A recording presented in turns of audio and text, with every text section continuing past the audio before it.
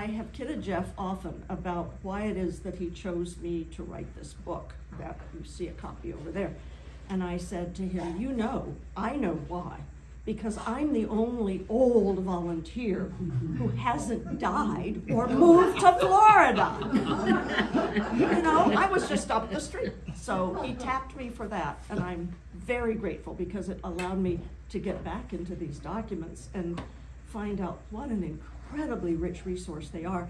And since I began researching years ago, we have all these wonderful transcripts from our research historian, Pat Schley, who has discovered so much and has transcribed the correspondence from the 1830s.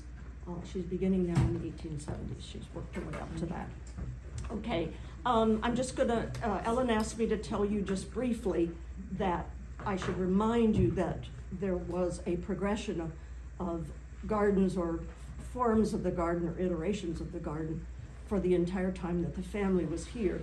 So Sarah Walker and David Davis married in Lenox, Massachusetts in 1838, and they came here to Bloomington, lived in a house on Grove Street that he'd had built for her, and then in 1845 they traded a house, and they swapped and got rid of the loan that Jesse Fell had taken out, and Davis wiped that off the books, and so Davis and his wife moved here in 1845, and it was just a story-and-a-half farmhouse.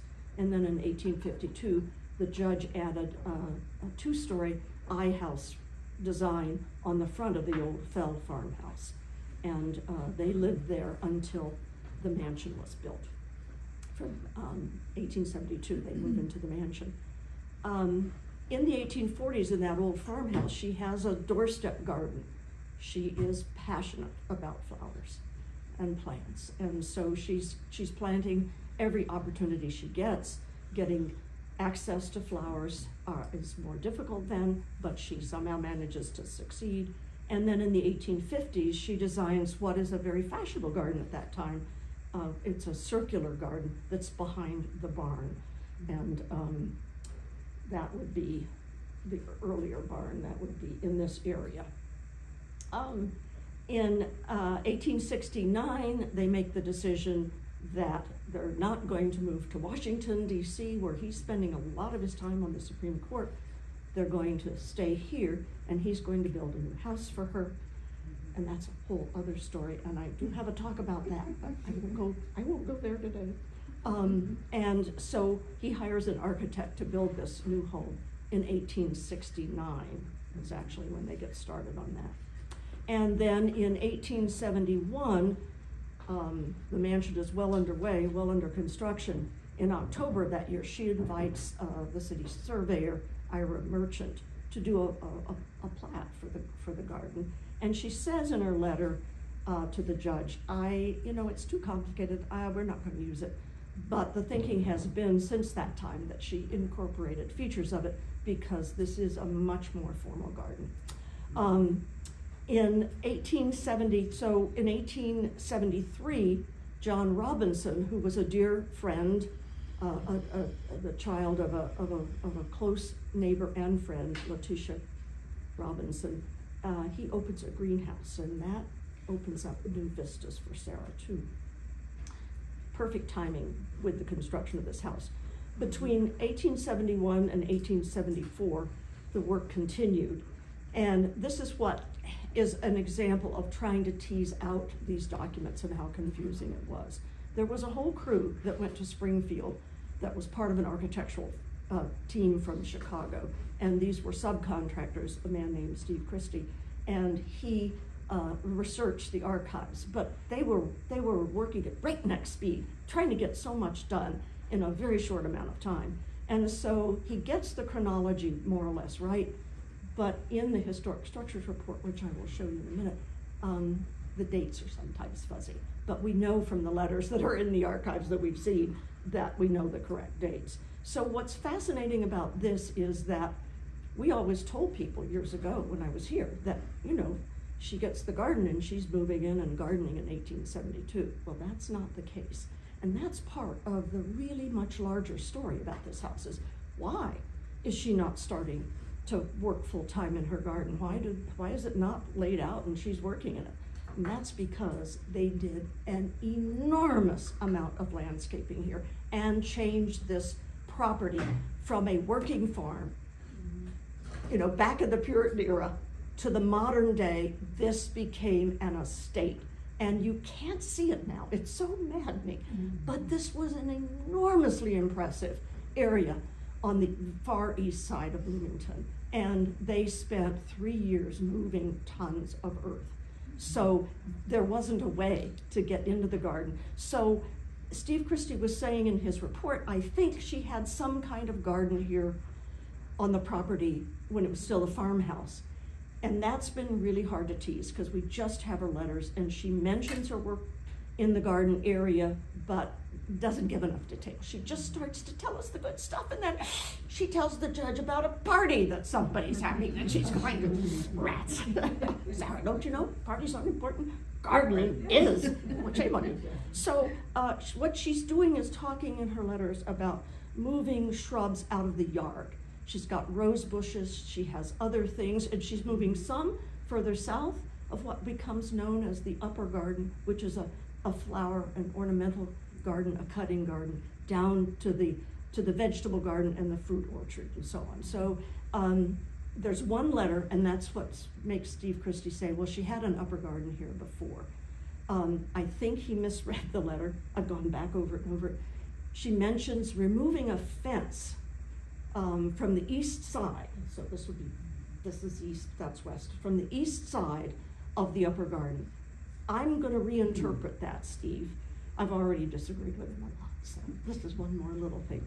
But I'm going to say she's already identifying this new garden as the upper garden. So what she's telling her husband, who would know, that she has had removed the fencing that was alongside the garden area here, which is now going to become an upper garden distinctive from the lower garden, because they had shrubs and so on growing in the flower garden earlier and around the yard. So I wish we had a photograph. Darn it, Sarah didn't get it photographed enough. But nonetheless, I think it's the yard she's referring to, so that would be the front yard in this case. And the work's cut short. The winter of 1871 to 72 is brutal. And so nothing is progressing. So here we are telling everybody she's in the garden in 1872. No, she's not. In 1873, they began the bed edges in the fall. And they had completed that work by early November, and then by the end of November, they were excavating the walks. And so Christie estimates that by December of 1873, she's not going to be planting, obviously, but the work on the garden was more or less completed. So I found some other letters, though, that say that in 1874, April, before she really starts planting, Joe is filling up the path to the garden with cinders. For those of you who are ongoing volunteers in the garden, you know how significant that is, because we thought she had never referred to cinders. Pat did her wonderful transcripts, and now we know, no, she knew all about cinders.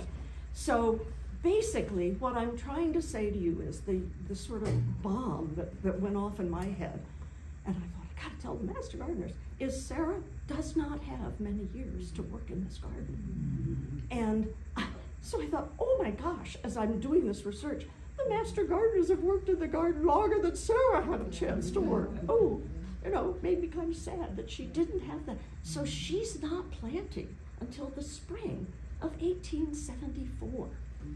And she's 5, 6, 7, 8, 9. In August, she heads east, and she never sees her beloved garden nor her western home again. So that was kind of a heartbreaker for me.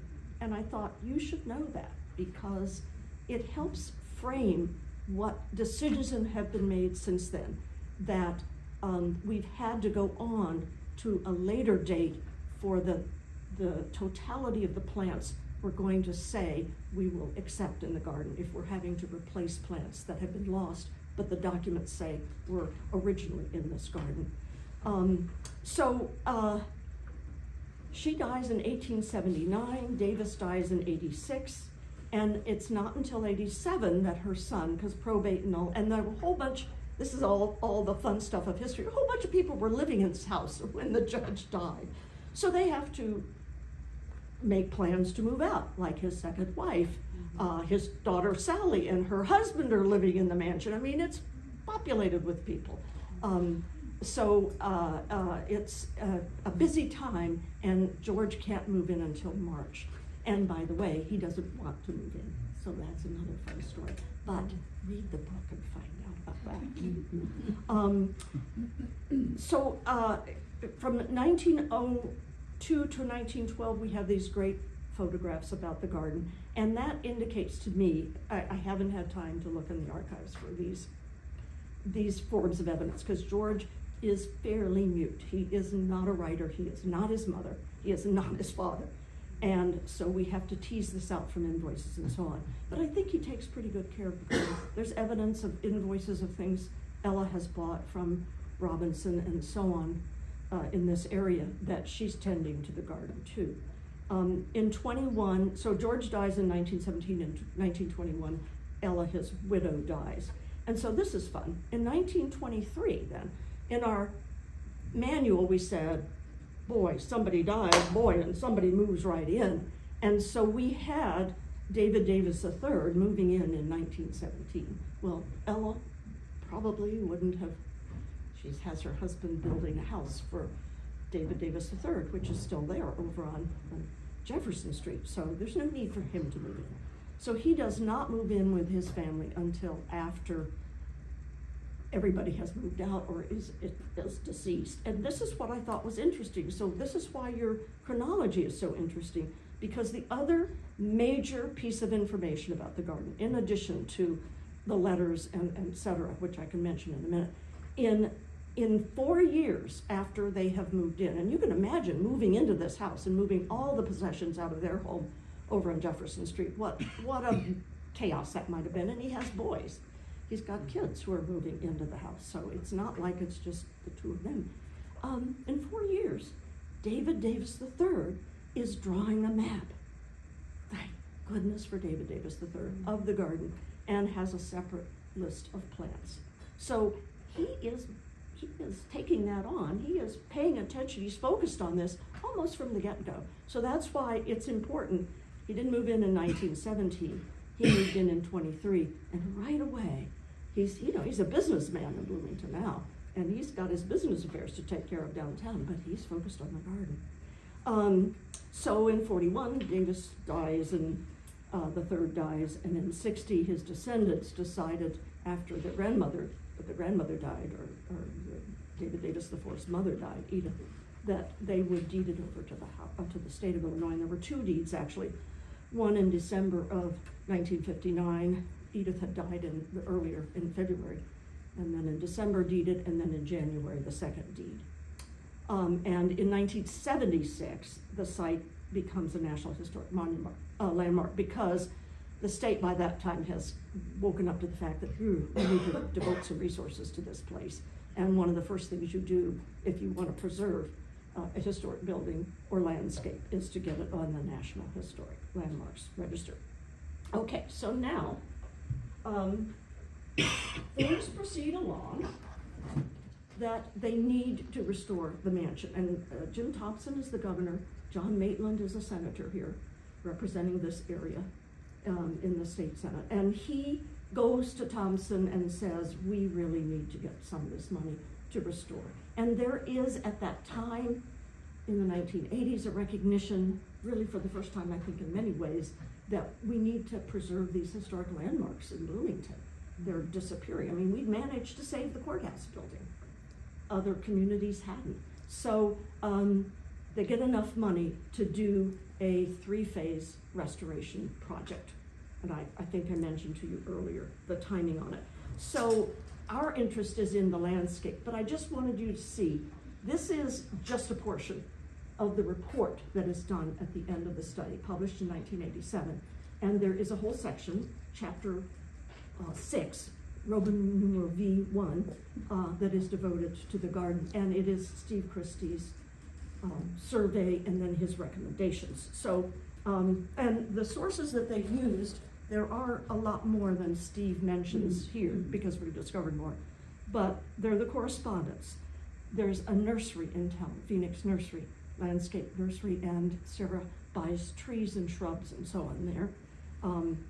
There are period photographs that I mentioned. There are all these invoices. Nobody has really looked a lot at the invoices. And that's another area to explore further. Doesn't seem very exciting, but they reveal a lot. And then newspaper, wonderful newspaper.com, which we thank the Museum of History for, that we are able to get all these things scanned and so that we can see what was happening in Bloomington Normal during this, well, during any time period, basically, that's been recovered. And then the garden maps that I told you that David Davis III prepared. There are also sandboard insurance maps and so on to see what the topography looked like and so on. So I'm going to read to you what Christie wrote after all of this surveying. And he surveyed the trees. He made recommendations about the parking lot and how visitors could flow and where we should have a visitor center. Steve Christie recommended all of that. Research has revealed, here are his recommendations, little information regarding the species for the planting beds during the 1872 to 1886 interpretive period.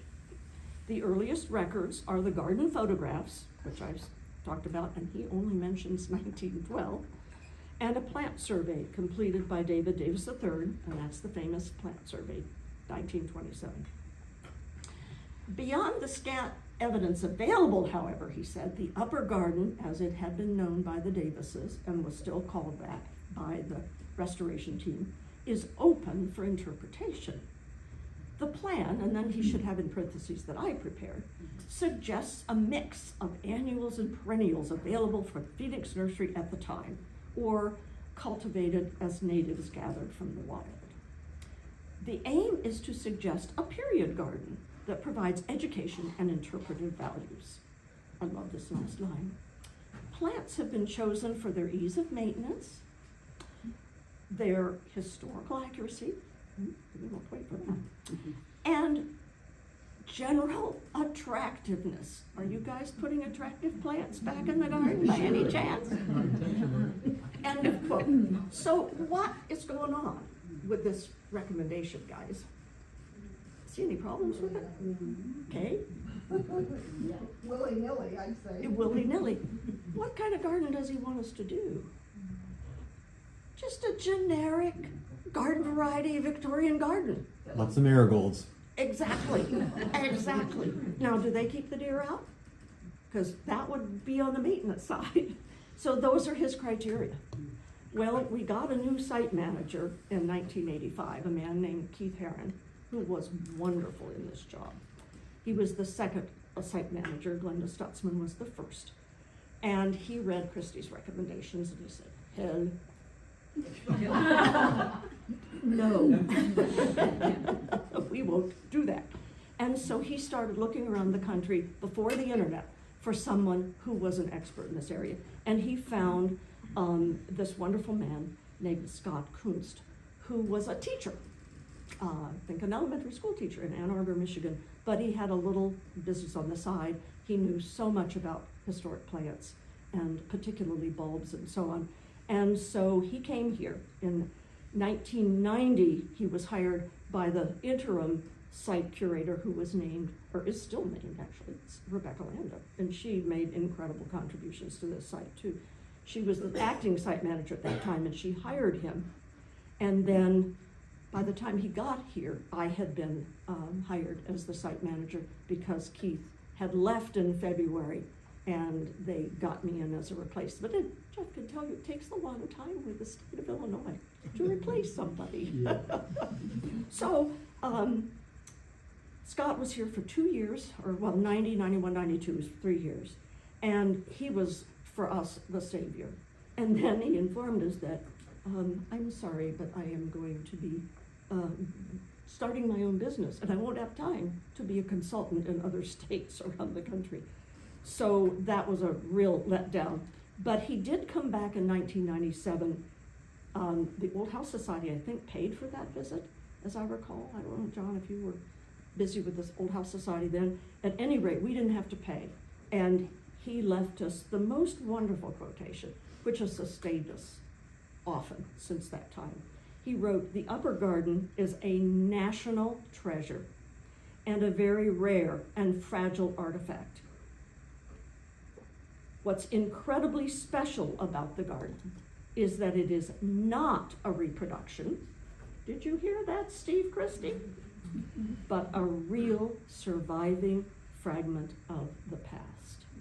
So that was a moment that was important, at least to me, because I wanted to internalize what he was saying. I just am going to mention very briefly the other staff members who were here. And we could not have done this restoration of the garden without them. And then you guys get your turn. Jeannie Reardon was a volunteer coordinator, and then an assistant site manager, and then an interim site manager, and retired in 2015. She worked closely with Scott. She was a gardener herself, and she knew how to speak his language, and she videotaped the early days of the garden restoration. And she helped recruit volunteers who she knew in the garden community. And then Earl Woolen was a mechanical genius who did so much to save the state a lot of money during the restoration of the physical part of the mansion. But he also was very happy to help in the garden and worked willingly and did what we asked of him. So his participation in the restoration of the garden was important too. So there were things that were done, unfortunately, early on. They went into bed when they still just had Christie's report and removed a lot of the plants. And so that's our shame. We wear the cone of shame for that time period. But once Scott had been here, we just put the brakes on all that kind of work. So I have, detailed information about what was done while Scott was, giving us advice and so on. And then Tony Liberta was a professor at ISU and a Rosarian. He is not teaching there anymore, he's retired. And he identified all the roses, or almost all of them. One of them was the Cecile Brunner. It was unknown at that time, and later it got identified, I think, correctly. If that's right, Kate. And then a very important thing happened. Scott is going out the door, and we're desperately trying to find money so that we can get somebody professional to help us develop a garden restoration plan. And what we do is we come up with the first, grabbing all of my little tools here, the first fundraiser that was done for the garden, and that is the Glorious Garden Festival. So we were overly ambitious, and I'll take all the blame. So here's an example of what we did in the first years. So here is a list of 60 vendors that we had, and the location of where, so here's the list of vendors, and there's a map and location of where they were. But, because I was stupid, we also had talks throughout the day. So this was a lot of scheduling of this event. Wood carving by the Black Crow, blacksmithing demonstrations, worm composting, all the things that Home Lawn and Garden Day talks about today. This was the precursor to Home Lawn and Garden Day, and I'll put these out so that you can peruse them. We had door prizes, woo-hoo-hoo. And then we had, I don't know how we did this. We had all the vendors in town who were landscapers and florists decorate all the rooms inside the mansion. So it was all happening, and then there was a garden walk in addition to it. So this is what got the foundation started, with understanding that we're going to need to do these fundraising events. 2002 is the last year of the Lollapalooza that we had here at that time. And that's another story that's interesting to tell very quickly, because it shows how there are these little bumps along the way when you're looking at a state historic site. Because one day, Jeannie came to me and said, "Our boss, get your office ready. Our boss, Bob Coomer's on his way." What? Now, Bob Coomer was the head of historic sites, all of them in the state of Illinois, in Springfield. So because he was an hour and a half away, I got my office in order by the time he arrived. And he said, "Marcia," he never said my name softly, "Marcia, we are going to shut down this garden event." I picked myself up off the floor and said, "Why?" "Because you are paying my staff," meaning Jeff and Jeannie and Earl, "way too much overtime, and we can't afford it, so we're shutting it down." Now, this was at a particularly important time in budget cutting in Springfield, and he wanted the historic sites to step up. There wasn't anything I could do about curtailing the amount of time they worked. I gave my time to the state for free. I was not union, so I didn't have to be paid overtime. But they're union, and I got to report. So that was devastating. And I would lock up the gate at night. Even several years later, people would stop their cars, screech to a halt, jump out, and yell at me, "Why did you shut this garden event down? It was wonderful." What I got Bob Coomer to agree to was to keep the walk. I said, "Look, if I can promise you, I'll volunteer my time, nobody cares, but the foundation members will run the garden walk and have volunteers. Could we keep that? Because that's what makes the big bucks." And that's what we did. He also shut our Christmas event down, and I got back at him because we had a sort of an academic session at one of our site managers meetings in Springfield. And since Christmas was gone, I gave a report on how you cut and shrink budgets, and I brought a life-size version of a stuffed Grinch and sat it beside me, and I said, "I'm the Grinch who stole Christmas from the Davis mansion." And in the back of the room, I could see Bob smiling away because he knew who the real Grinch in the room was. But gradually, it began to be accepted because it was such a success. And so that's the origin of the garden walk that many of you help with now. And it's so important to the site to have this kind of funding because, look at the cutting they've done since then. Jeff is basically the site employee. We have lots of agonizing over lots of particular issues like, what are we going to put on the paths so visitors can walk on them? Scott said, take off the pea gravel, which I got Greeter in here and they did that. But he said, then scrape down and collect the cinders and put them on top and people can walk on them. And the master gardeners, the gardeners who were working in the garden as volunteers said, no, we can't do that. They'll just get muddy in the rain. So, and of course I was no, we can't do anything. But we eventually, I was persuaded they did a wonderful job that we should put down a mulch that can disintegrate, and then we'll put down more mulch and so on. And so visitors can now work, and we never have been able to find a present day source of cinders. And probably all in all, that's a good thing.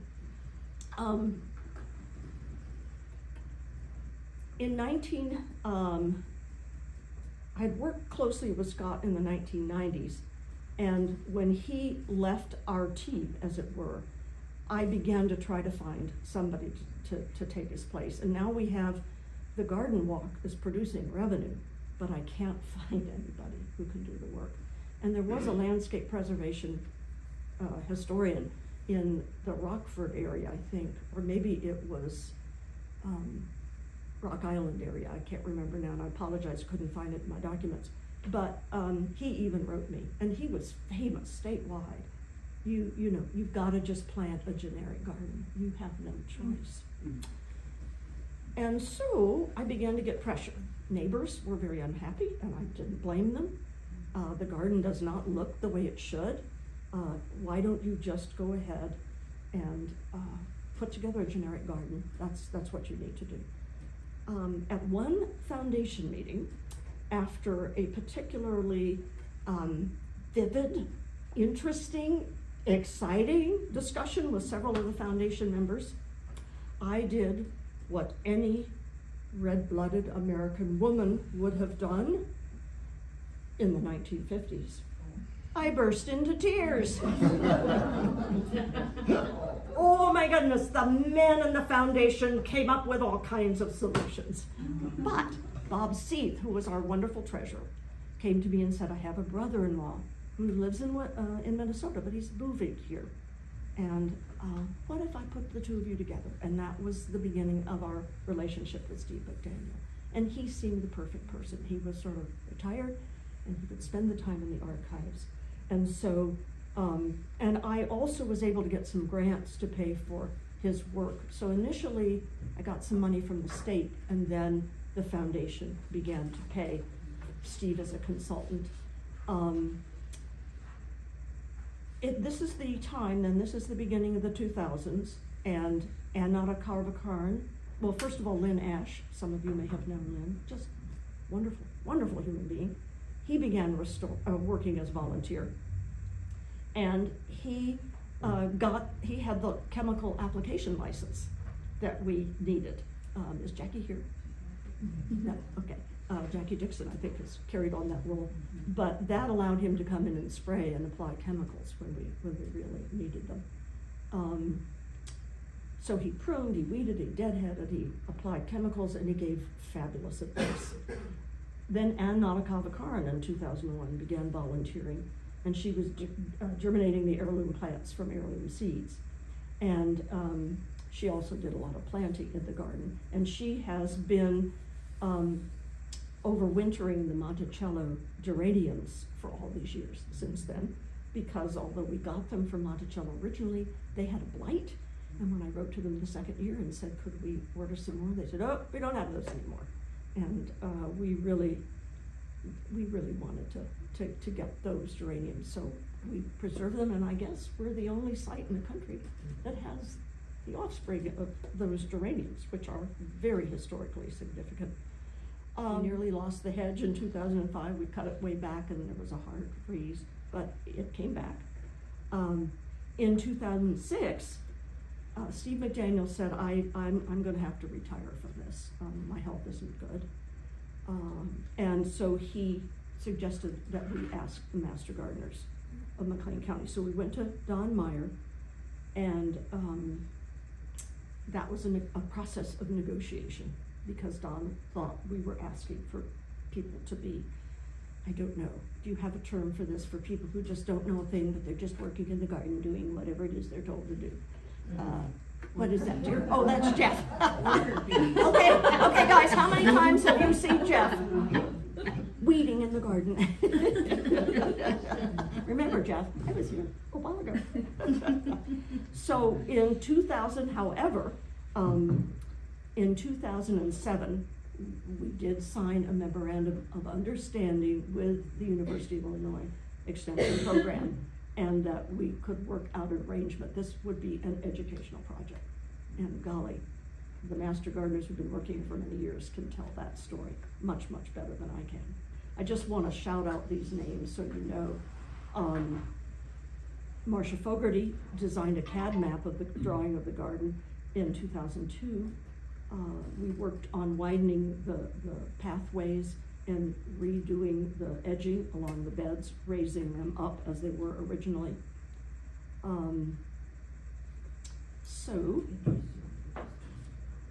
And I have it all here. I'm gonna put you all to sleep. And then in 2007, the training manual was prepared, including the guidelines for volunteering and restoring and maintaining the garden. And Mary Stack designed a poster for the State Master Gardeners Conference, and the Master Gardeners began to raise and amend the flower beds with topsoil and aged horse manure, which is what Sarah had done when she was here. And a digital photo library was created. Sarah's Garden Committee developed a PowerPoint presentation. Donna Thiel, Sharon Yeager, Mindy Tidd, who I think moved out west, did she? Colorado, and our wonderful, wonderful Mary Jane Bohol. She has done so much, and we speak her name with great reverence, and rightly so. A brochure was, let's see, oh, and then tours were developed for adults and children. Donna Thiel, and then Sharon, again, Yeager, and Marcia Fogarty produced a booklet or something, some teaching materials for that project. And she was on the Mansion Foundation Garden Committee at that time. And then a webpage was developed for Sarah's Garden. This is all in 2008. And then in 2009, established this off-site reserve for heirloom plants, so that if anything goes wrong in the garden, and that's a huge, huge, huge breakthrough and accomplishment. And then in 2010, going to shout out another name, Kay Hendricks was appointed to the foundation board and became chair of the Garden Restoration Committee. And at that time, Paul Essington, Lynn Ash, Mary Jane Bohol, Jackie Dixon, Sharon Yeager, Donna Thiel, Robin Vandermeer, Debbie Vick, and then two sort of erstwhile people, Jeff and Marcia, were on the committee. And then that same year, Kay and Mary Jane and I were reviewing documents and plants and so on to identify any additional plants that might have been original to the garden in the 1870s. And so the ones that we had up until that time were the Dutchman's pipe. I'm not going to go through all of the Latin names, if you don't mind. The Fraxinella, the blue gas plant, the honeysuckle, the tree peony, herbaceous peony, Harrison, the wonderful Harrison yellow rose, the yucca or bear grass, and then we added columbine, baptisia, clematis, lily of the valley, meadowsweet, irises, the Florentine and the Sibirica, or Siberian, lilacs, and Persian, and vulgaris. And then we, grape hyacinth and Siberian squill. So at that time we added those. And I was flying off into the sunset at that point. So, I wanted to show you the booklet. And this is fun because this is out of the archives. Steve does an original booklet of Sarah's Garden. And of course, this is all we could afford. We could not afford anything in color. We wanted it to sell. So this is what it looked like originally. And now there is a gorgeous revised copy in the gift shop. And it is the work primarily of Mary Jane Bohol, and Sharon did a lot of the editing. So, and I just went along and just said, yes, yes, yes, yes, yes, all good, all good. So this is kind of fun, and I was going to put these things out for you to take a look at, the Historic Structures Report, Steve's earliest booklet. And then this is the award ceremony for Illinois Master Gardeners, September 2010, at the Clock Tower Resort in Rockford, Illinois. And this is a wonderful booklet, and it mentions a lot of the Master Gardeners, and it mentions Sarah's Garden. So this is a wonderful pamphlet for you to take a look at, I think. And then I'll have these out here. Okay, so this is the most important part of what I have to tell you, I think. This isn't just a garden. It isn't just a historic house garden. Sarah's Garden is terrifically important for at least these three reasons. First of all, it's not a Victorian garden, or lots of those around. It's a Gilded Age garden. That means it's a garden after the Civil War, during America's Gilded Age. And it represents all the modern features that characterize that new cultural world. Number two, it tells us more about Sarah and the role she played with this house and with this garden during the Gilded Age. I learned a lot more about Sarah as we were doing this garden restoration, and as I looked back and wrote the history of the mansion and realized, ooh, this is really significant. And three, this is why I think it is so significant. Very few of these Gilded Age gardens have survived in smaller communities across the Midwest. You know, there are Gilded Age gardens on the great big estates out on the East Coast. There's Biltmore House, for example. You know, I'm not claiming it's like Biltmore House. But what I am saying to you is there are very few gardens that were done in the Gilded Age in a smaller community like Bloomington that are still extant. And it's been meticulously restored, and it has survived all these years. A little less than 150, because she doesn't start in the garden until 1874, not 1872. But it's significant because you've saved it.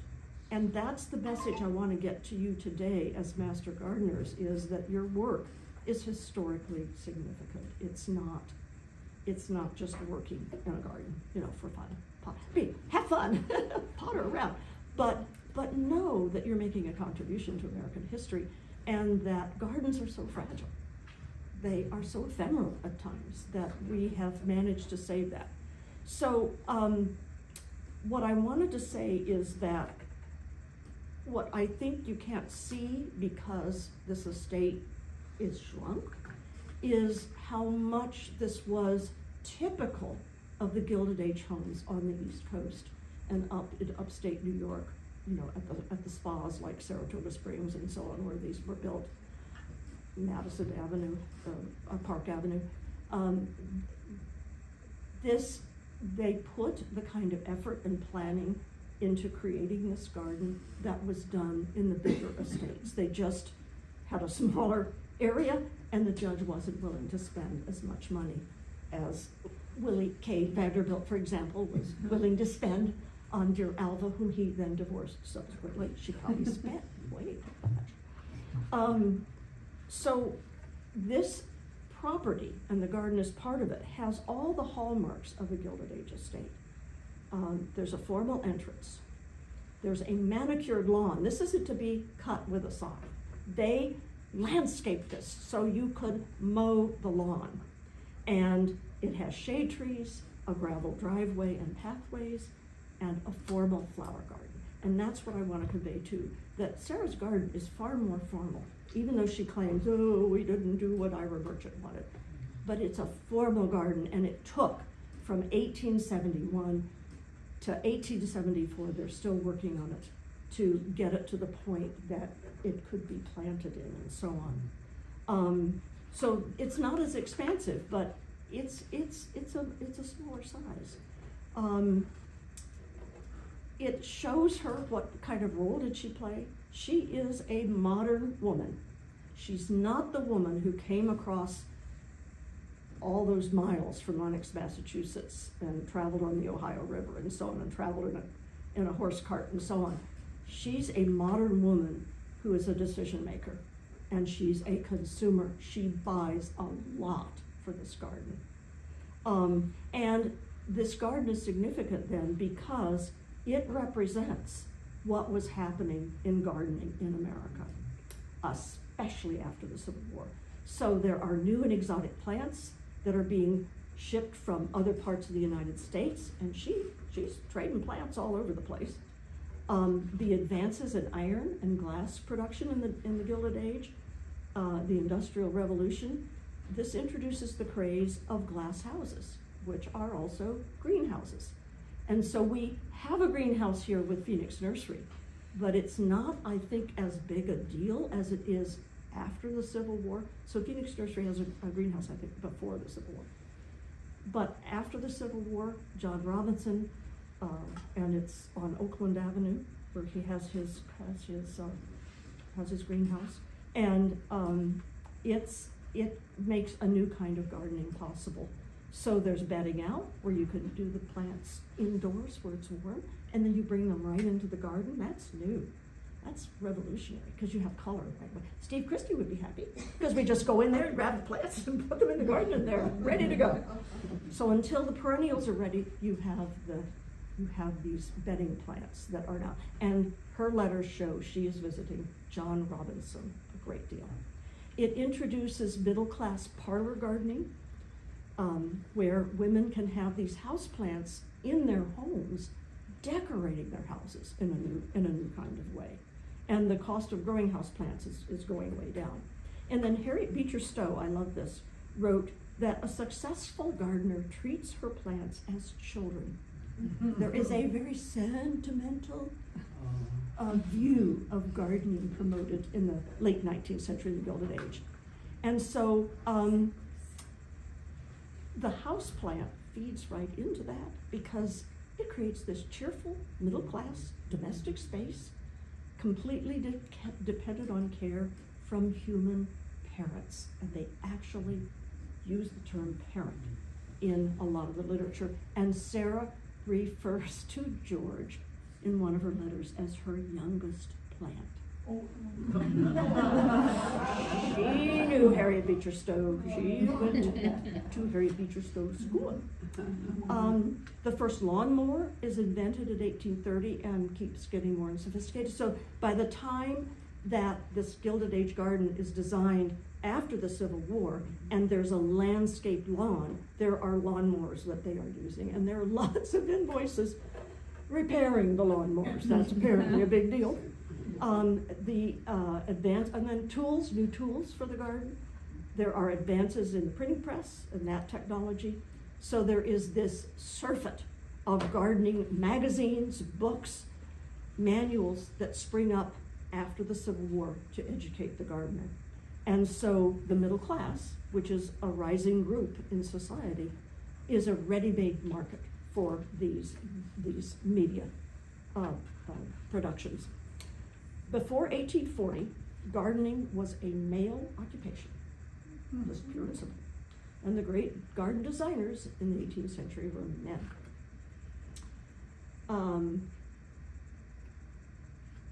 From 1850s to at least early 1870s, there are all these new books about flowers and gardening that appear, and they are all, the publishers are trying to reach a new and female audience.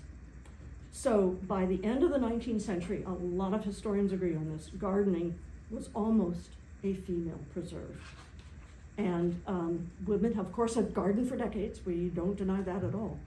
But it's in the late 19th century, at the end of the Gilded Age, that the mass media are writing about it. So that it's not until, and this is sad because Sarah's already deceased by this time, but in the very later part of the 19th century, women begin to be publicly recognized for their gardening skill. So this whole idea of gardening is sentimental and this nurturing activity. The production of this kind of manual advising gardeners and books betraying these activities as the natural extension of women's character rather than work helps contribute to the idea that unpaid labor is done in the home and paid labor is something done by men outside the home without any emotional connection. So you'll see, of course, in the literature, an awful lot of information about gardening as a therapy for women, and we still regard it that way today, right? I don't know. Bill, do you garden? Oh, okay. Thank you, Bill. I paid him to come and say that. He is my anecdotal evidence, and now I have one statistic. I can't ask John, because I know what the answer will be. So, John, tell us from the male perspective about gardening. Oh, it's fun. It's fun. Do you think it's emotional? Is it an emotional thing for you? When I work in Sarah's garden, it is, sure. Okay, great. All right. Well, have you left your male unemotional side back at State Farm, and it's a lot more fun to cultivate his emotional side? Definitely. The plants are much nicer than Yes, exactly. Yeah, that's right. A lot easier to take care of than one's own sons, for example. Jeffrey, I've saved the best for the last. I can ask Ron. I don't garden, I don't have, you got a garden. Okay, so we've got two men who don't garden, one who does, so Ron. Two real men. Two.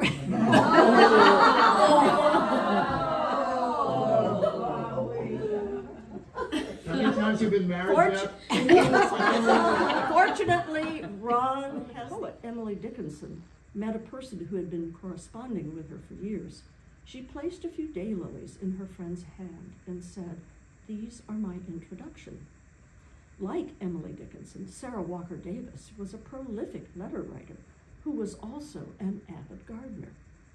Sarah's relationship with friends and family and even her own identity were closely bound up with her passion for flowers, plants, and nature.